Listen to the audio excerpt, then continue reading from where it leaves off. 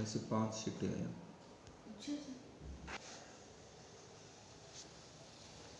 प्यारे विद्यार्थियों, आज का हमारा हिंदी का विषय है निराला जी की सामाजिक चेतना।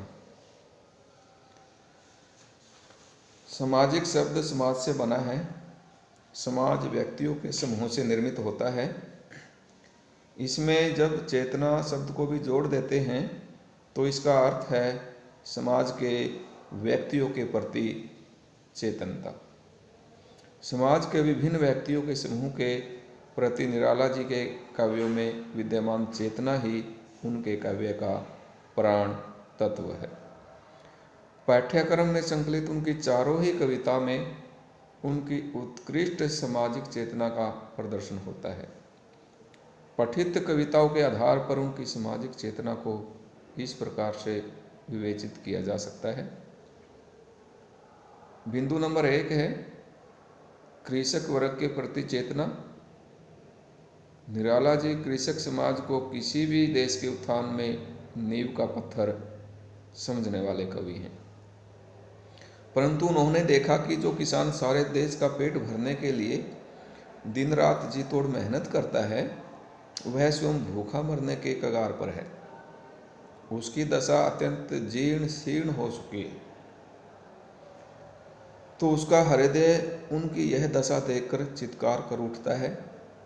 यही कारण है कि किसानों के प्रति अपनी चेतना का परिचय देते हुए वे अपनी कविता बादल राग में लिखते हैं। जीर्ण बाहु है शीर्ण शरीर, तुझे बुलाता कृषक अधीर, है विप्लव के वीर, चूस लिया है उसका सार, हाड़ मात्र ही है आधार, है जीवन के पारावार। तो पहला बिंदु था कृषक वर्ग के प्रति चेतना। दूसरा है मजदूर वर्ग के प्रति चेतना।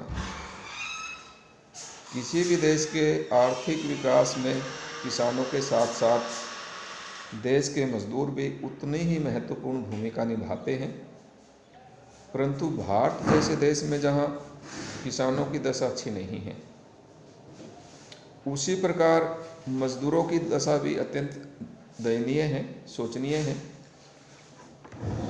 निराला जी जब किसी मजदूरिन को इलाहाबाद के राजमार्ग पर अपने शरीर की परवाह किए बगैर भीषण गर्मी में पत्थर तोड़ते हुए देखते हैं और देखते हैं कि उनके पास खाने को रोटी तो दूर, उनके वस्त्र भी तार तार हो चुके हैं, तो इस वर्ग के प्रति अपनी चेतना का परिचय देते हुए कह उठते हैं, देखते देखा मुझे तो एक बार, उस भवन की ओर छिन्न तार, देखकर कोई नहीं, देखकर कोई नहीं, देखा मुझे उस दृष्टि से, जो मार खा रोई नहीं, सजा सहज सितार। तो हमारा दूसरा बिंदु था मजदूर वर्ग के प्रति चेतना।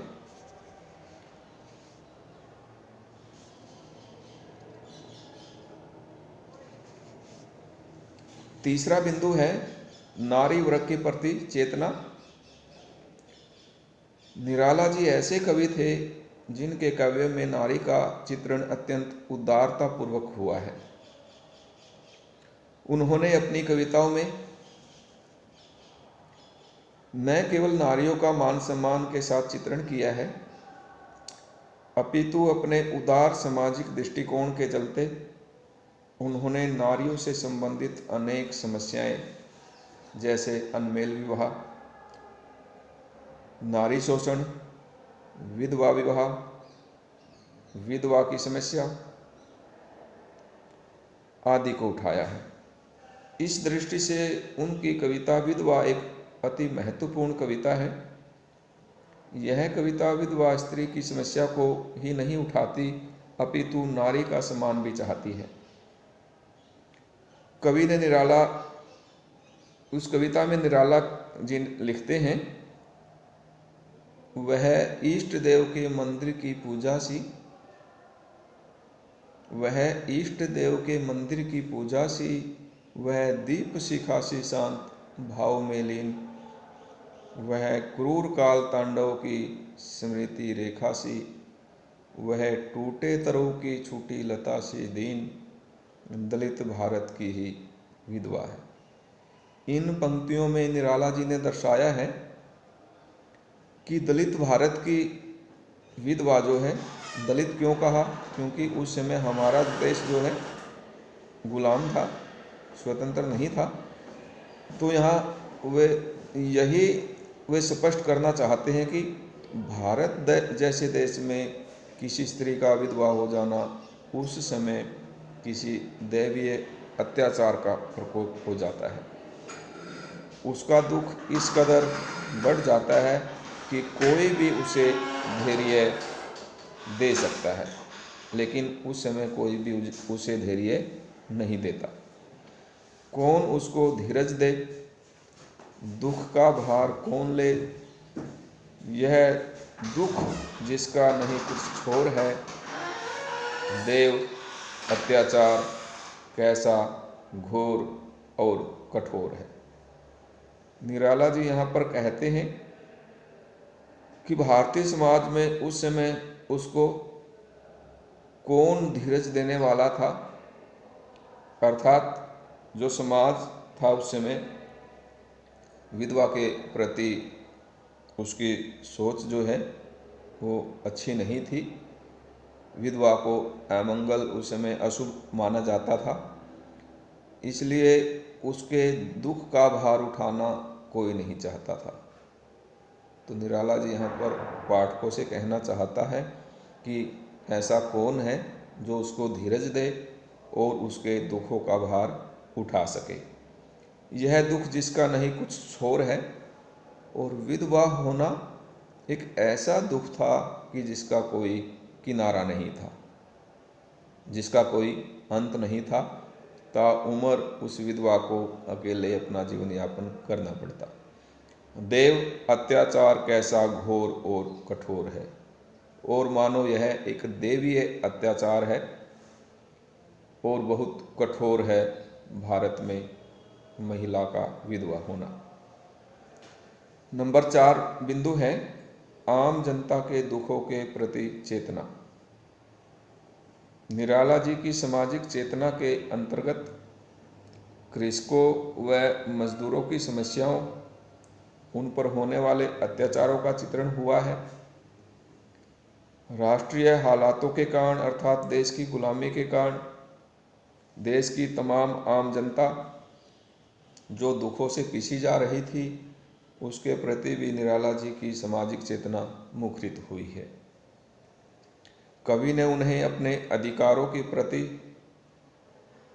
जागृत किया है और उद्बोधन किया है कि वो उठें, जागें और अपने अधिकारों की रक्षा करें। उनकी कविता जागो फिर एक बार में वे लिखते हैं, तुम हो महान, तुम सदा हो महान, है नश्वर यह दीन भाव, कायरता काम परता, बरमाह हो तुम, पद रज भर भी नहीं, पूरा यह विश्व भार, जागो फिर एक बार। तो यहाँ पर दीनहीन किसान मजदूर और देश की नारी को एक जागृति का संदेश देते हुए निराला कहते हैं कि तुम एक बार फिर से जाग जाओ। इस प्रकार स्पष्ट है कि निराला जी के साहित्य में विभिन्न वर्गों के प्रति प्रखर सामाजिक चेतना के दर्शन होते हैं। वे विभिन्न वर्गों की समस्याओं को उठाते हैं तथा उन समस्याओं से उन्हें मुक्ति होने हेतु उद्बोधित भी करते हैं, जागृत भी करते हैं।